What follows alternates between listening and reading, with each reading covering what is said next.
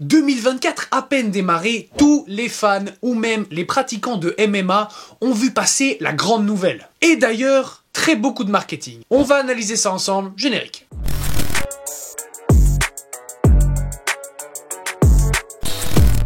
Alors, je ne sais pas si vous avez vu cette vidéo-ci, mais en tout cas, le doux soir du Nouvel An, Conor McGregor ne s'est encore une fois pas privé de titiller le monde médiatique. I'd like to announce the return date for myself, the notorious Conor McGregor, for the greatest comeback of all time on June the 29th. Dans cette vidéo, il annonce tout simplement que le plus grand retour de l'histoire des sports de combat, lui-même, de Notorious Conor McGregor, oui, il a dit ça à la troisième personne dans le plus grand des calmes, allait faire son retour cette année 2024 en juin lors de l'International Fight Week à Vegas. Et contre qui? Michael Chandler.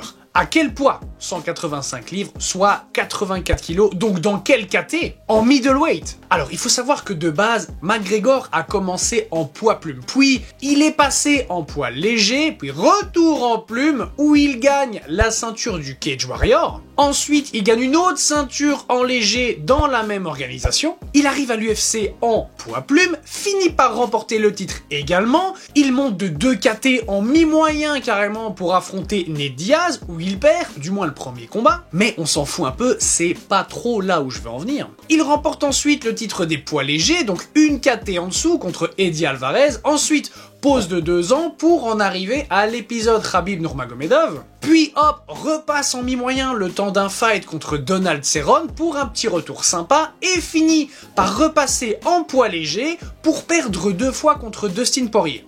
Résumé plus rapide que ça, tu meurs. Alors, victoire, défaite, on s'en fout.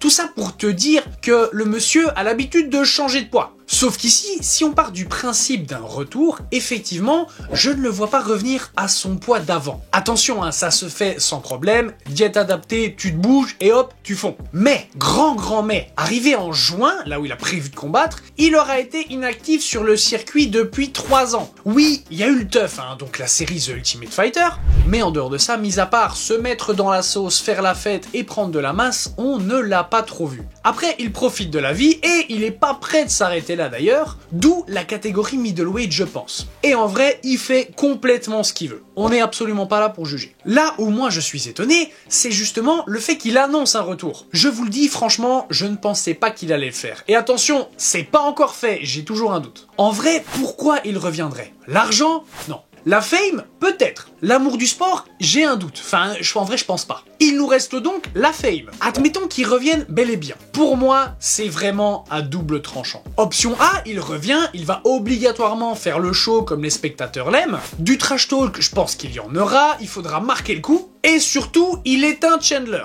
Il reçoit donc les louanges et c'est effectivement un grand retour. Sa réputation prend encore un niveau. Pour l'aspect argent, je t'en parle même pas, etc., etc. C'est littéralement sa meilleure option. Option B, il revient toujours. Obligatoirement le show et le trash talk, sauf que dans cette option, il perd.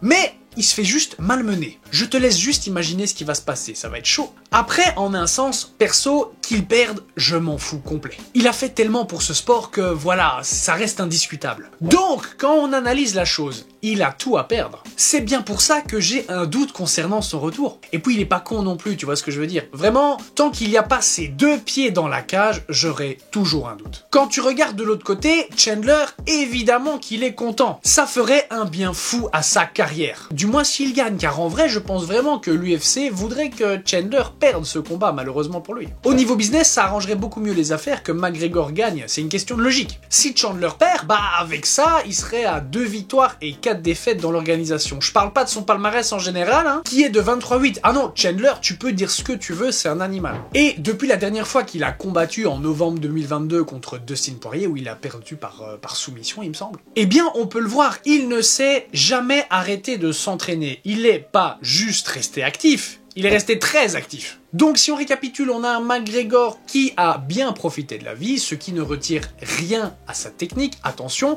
mais plus à ses capacités physiques. À ce niveau-là, gros avantage pour Chandler. Techniquement parlant, je ne sais pas. En fait, on sait pas trop où en est Conor, donc j'attends de voir dans les mois qui suivent. Mais si je devais donner actuellement un gagnant, je pencherais pour Chandler sans hésiter. De nouveau, j'aurai toujours un doute quant au retour de McGregor tant qu'il n'a pas remis ses 2 foutus pieds dans la cage. J'ai vraiment juste l'impression qu'il essaie de faire monter la sauce médiatiquement parlant, entretenir son marketing et voilà. Et toi, qu'en penses-tu? Si tu prends du recul, penses-tu vraiment que le Conor McGregor va revenir? Dis-le moi en commentaire. Bref, ce fut un plaisir de te présenter ça. Si ça t'a plu, tu sais quoi faire, abonne-toi, like, partage. Nous, on se retrouve dans une prochaine vidéo.